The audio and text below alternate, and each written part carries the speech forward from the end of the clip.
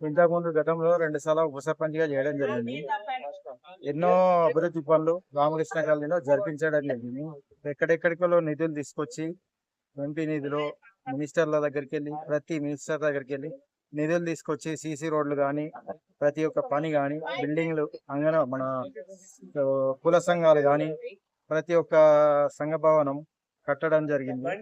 ఇప్పటి వరకు 10 సంవత్సరాలు 12 సంవత్సరాల నుండి ఊర్లో పని చేసుకుంటా తిరగడం జరుగుతుంది. ఊరు అభివృద్ధి కోసం నేను పాటుపడడానికి పోటీ చేయడం జరుగుతుంది.